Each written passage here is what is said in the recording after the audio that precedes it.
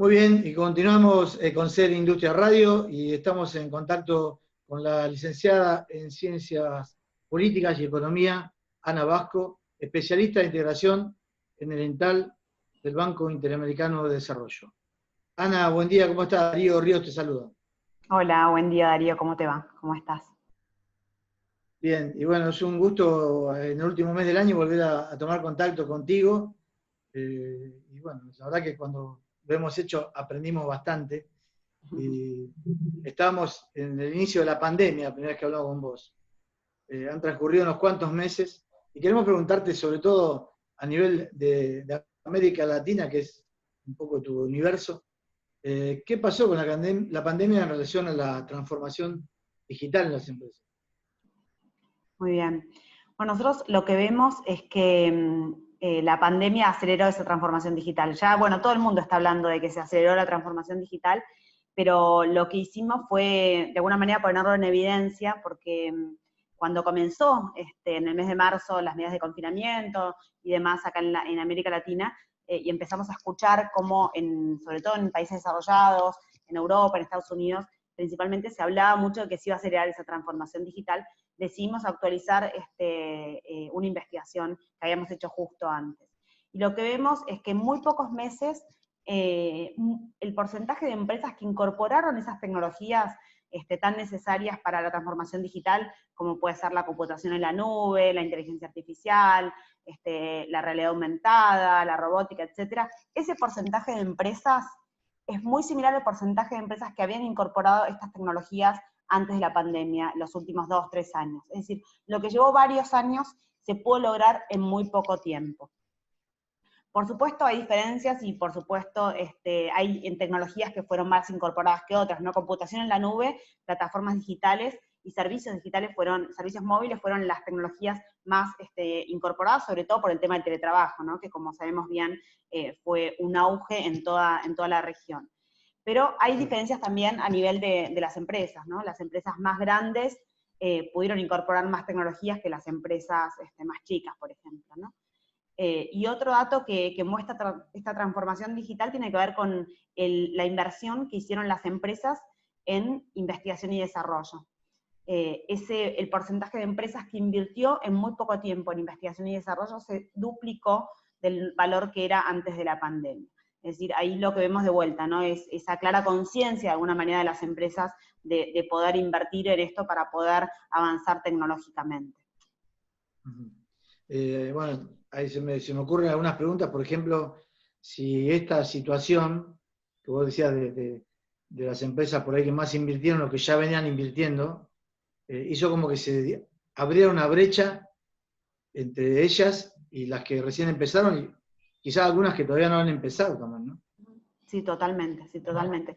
Nosotros veíamos antes de la pandemia, en esta investigación y en otras que habíamos hecho en Argentina, en Brasil, en otros países de la región, que las pequeñas empresas justamente, bueno, son por supuesto las menos avanzadas tecnológicamente, y cuando comenzó la pandemia, como decía, se aceleró esa transformación digital, pero las pequeñas empresas, o sea, pudieron incorporar menos tecnología que las empresas más grandes, pudieron transformarse menos tecnológicamente y pudieron invertir menos en investigación y desarrollo.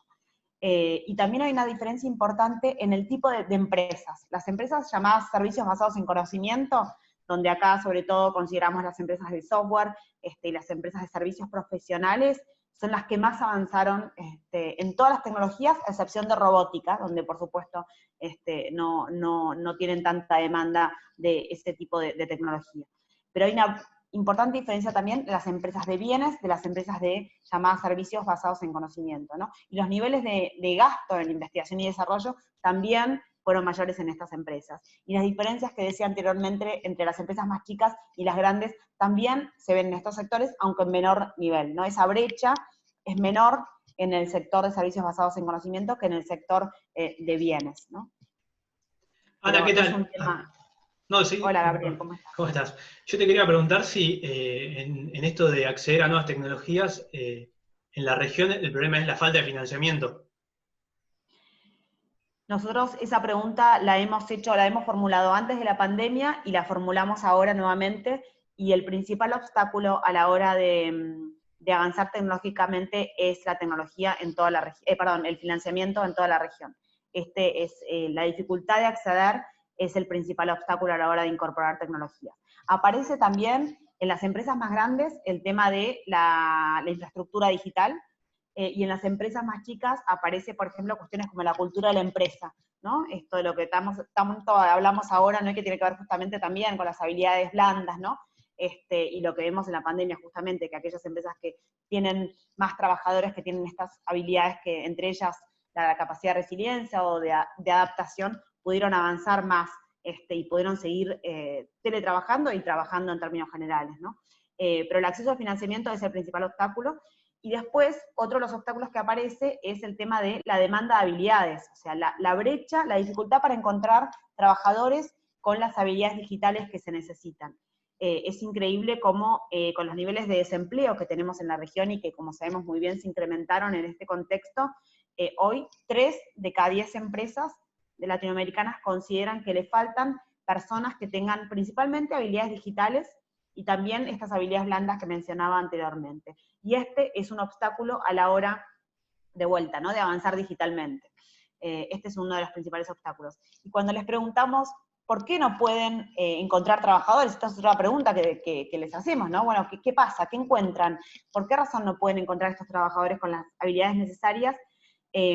Antes de la pandemia era interesante porque aparecían los altos impuestos al trabajo como el principal obstáculo en América Latina. Y ahora aparece principalmente lo que tiene que ver con el sistema educativo, o sea, la calidad del sistema educativo, ¿no? Las empresas se dan cuenta que los trabajadores, o sea, no tienen, que vienen de un sistema educativo que tiene una brecha enorme con lo que necesita el sistema productivo, ¿no? Ese aparece como el principal obstáculo hoy, junto también a la fuga de cerebros, la llamada fuga de cerebros, ¿no? Que se da en Argentina y en otros países también de la región. Ana, cuando vos hablas de habilidades digitales, ¿te referís a programar o a cosas más básicas como manejar algún, no sé, un Excel, un programa más básico? Hablamos de, sobre todo STEM, o sea, ciencia, tecnología, ingeniería y matemática, donde por supuesto se incluye programación, pero hay habilidades mucho más avanzadas, o sea, que tienen que ver con el conocimiento de ciertas tecnologías. Incluye también algún tipo de conocimiento de habilidades básicas, ¿no? Pero sobre todo un poco más avanzadas, ¿no? Te quería preguntar también si ese recurso humano es muy costoso de formar o si se puede conformar en 1 año, en 2 años de investigación, de estudio o de ingreso al trabajo, ¿no? Yo creo que es uno de los principales desafíos que tiene Argentina y el resto de la región, y que es una habilidad, de alguna manera, que se debería ir gestando a lo largo de toda la vida, ¿no? Es como muy difícil pedirle a un joven, a un chico que está por decidir su carrera universitaria, que siga programación, cuando en su vida, en el colegio secundario, y menos en la primaria, tuvieron algún tipo de acercamiento a la programación, ¿no? Entonces me parece que no es algo fácil, si bien por supuesto hay chicos que lo logran hacer, me parece que es algo que debería darse desde una edad relativamente temprana, ¿no? Y ahí aparece por supuesto el tema de género, ¿no? Que es uno de los temas también que trabajo, y cómo se ve la brecha entre las mujeres y los varones con ese tipo de habilidades, ¿no? Pero creo que no es algo fácil, de hecho lo vemos ahora, como hay un montón de programas, o sea, de centros de estudios que enseñan enseguida programación y en 3 meses salís como programador, pero vemos que realmente no salen fortalecidos esos jóvenes, o sea, no salen con las herramientas necesarias, ¿no? Esto requiere más tiempo, más capacidad. Por supuesto que es algo, ¿no? O sea, de alguna manera algo avanzamos, pero me parece que requiere un trabajo mucho mayor y de vuelta, empezando desde una edad temprana. Y con foco también a las mujeres, ¿no? Porque si no, la brecha entre los varones y las mujeres también va a ser cada vez mayor, ¿no? Y en el corto plazo, ¿cómo se podría afrontar esto? La falta de habilidades, decís. Claro, para ocupar esos puestos de trabajo. Por supuesto, en el corto plazo es cursos, cursos y cursos. Esto es me parece, ¿no? En el cortísimo plazo tenemos que generar políticas públicas, o sea, desde el Estado, que provean capacitación para aquellas personas que no pueden acceder a pagar a un curso de programación y cursos de habilidades digitales. El apoyo del Estado tiene que estar, por supuesto, y también de las empresas, o sea, las empresas que puedan también, de alguna manera, reconvertirse y readaptar las habilidades de los trabajadores en este nuevo contexto. El otro día leía justo el caso de una empresa cordobesa, pero está lleno, estoy segura que está lleno de empresas en Argentina y en el resto de América Latina, que cuando comenzó la pandemia, una empresa de rodados, cuando comenzó la pandemia tenían solamente el 10% de ventas a través de su canal digital. Imagínate, la cantidad de las ventas cayó abruptamente, y en muy poco tiempo recapacitaron a sus trabajadores para, a los vendedores que trabajaban en los locales, para que puedan vender a través de Mercado, bueno, de esta plataforma de Marketplace que todos conocemos, y a través de la plataforma de comercio digital que ellos fortalecieron y desarrollaron más. Ahí hubo una readaptación por parte de la empresa de las calificaciones de los trabajadores, y en muy poco tiempo incrementaron sus ventas y pudieron acceder, o sea, lograr el mismo porcentaje de ventas que tenían antes de la pandemia. Con lo cual, de vuelta, ¿no? En el cortísimo plazo, el rol de las empresas a la hora de readaptar las calificaciones de los trabajadores se torna algo realmente muy necesario, ¿no? Por supuesto. Nosotros hablamos este año con algunas empresas, recuerdo una de Mendoza, que hace productos a partir de frutas, y una de Mar del Plata que trabaja con los frutos del mar, que establecieron su propia plataforma de ventas online. Y realmente les resulta muy conveniente, ¿no? Te quería preguntar respecto a lo que hablabas de la brecha de género, que es un tema que hace unos años que se empezó a visibilizar, ¿no? A estar presente en congresos, en los medios. ¿Vos ves que esto se vaya achicando, o todavía es como que el esfuerzo que están haciendo ustedes no se llega a reflejar en resultados? Mi sensación es que antes de que comenzara la pandemia se estaba achicando. O sea, veíamos de alguna manera como las mujeres estábamos entrando cada vez más en el mundo de la tecnología, a pesar de que la brecha seguía siendo enorme, ¿no? Nosotros el año pasado hicimos una investigación donde concluimos que 1 de cada 3 personas que estudia carreras asociadas a ciencia, tecnología y matemática en Argentina, solo 1 de cada 3 son mujeres. Pero llegó la pandemia y estoy segura, y ya hay un montón de estudios que lo demuestran, que la brecha se volvió a ampliar, ¿no? Es como que dimos un paso para atrás. Esto por muchos motivos, entre ellos el tema del teletrabajo, por ejemplo. El teletrabajo lo que hizo es que para tener habilidades digitales, para poder teletrabajar tenés que tener habilidades digitales, tenés que tener conectividad, tenés que tener dispositivos tecnológicos, y las mujeres carecemos más de todo esto, ¿no? Entonces, perdimos la posibilidad de seguir trabajando y seguir avanzando e incorporando nuevas habilidades. Y esto sumado al cierre de colegios. Como sabemos muy bien, el cierre de colegios, al 31 de marzo había 113 millones de chicos en América Latina que no estaban yendo al colegio. ¿Y en dónde recayeron más estas tareas? Por supuesto, más en las mujeres, restándonos tiempo de vuelta para dedicarnos al trabajo remunerado y a incorporar nuevas habilidades digitales, ¿no? Entonces me parece que la brecha entre los varones y las mujeres, la brecha digital, que tiene que ver con conectividad, con acceso a dispositivos y con habilidades digitales, lamentablemente se va a ensanchar en este contexto. Ojalá. Tengo una pregunta final, que son 2 en una en realidad. En Argentina, bueno, a partir del 1 de enero va a haber una nueva carga impositiva para lo que es computación, que eso creo que tu evaluación yo creo que juega en contra de lo que necesitamos, hacer un producto así más caro, y el tema de la conectividad también, que vos recién lo mencionabas, ¿no? ¿Cómo se podría, quizá desde el BID o desde el Estado Nacional, que en realidad debería ser directamente, crees que está faltando esa percepción para facilitar el acceso?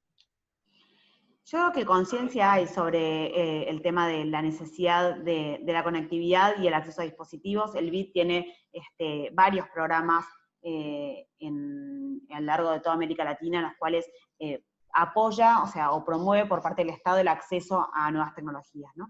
Pero de vuelta, o sea, acceder a una computadora no significa que o sea, seamos habilidosos con las nuevas tecnologías y tengamos habilidades tecnológicas. Nosotros hace 2 años habíamos hecho un estudio sobre millennials en Argentina, jóvenes de entre 18 y 35 años. Y viste que tanto se habla de los millennials, ¿no? Que son jóvenes tecnológicos y son nativos digitales y todo eso. Y lo que vimos es que los verdaderos millennials, o sea, millennials, que son chicos que estudian con la computadora, trabajan con la computadora, buscan cosas todo el tiempo con la computadora, eran hasta antes, por supuesto, antes de la pandemia, ¿no? Yo creo que la pandemia aceleró esto, solamente el 20% de los jóvenes, y eran jóvenes que habitaban en la ciudad de Buenos Aires, principalmente, de clase media alta y varones. O sea, el resto de los jóvenes, 90 y pico % tenía un teléfono celular inteligente. ¿Pero para qué usaba el teléfono celular? Para conectarse con los amigos, para redes sociales y videojuegos. Eso no es tener habilidades digitales, ¿no? Entonces, de vuelta un poco volviendo a tu pregunta, la conectividad es fundamental y se tiene que incentivar por parte del Estado y del BID, pero es importante incorporar esas habilidades, ¿no? Y es un trabajo, como veíamos anteriormente y decías vos, un trabajo que empieza desde una edad temprana, ¿no? Donde podemos incentivar también en las mujeres, en las niñas, el acceso y el deseo de acceder a dispositivos digitales y a conectarse con todo ese mundo digital. Es un trabajo de largo plazo, pero que hay pequeñas cosas de corto plazo que me parece que se pueden lograr. Desde el Estado, con ayuda del BID, por supuesto, y también desde el sector privado. Bueno, Ana, muchas gracias por esta comunicación. Como siempre, muy claros tus conceptos. Y bueno, ya te podemos decir feliz año, feliz Navidad, porque estamos a pocos días. Y ojalá que el año que viene nos encuentre en una posición mejor y sobre todo comunicados, conectados, ¿no? Conectados, seguro. Y más iguales, con más equidad. Muchísimas gracias. Gracias, Gabriel, gracias, Darío. Muchas gracias. Bueno, muchas gracias. Estuvimos entonces compartiendo este momento con la licenciada en Economía y Ciencias Políticas, Ana Vasco.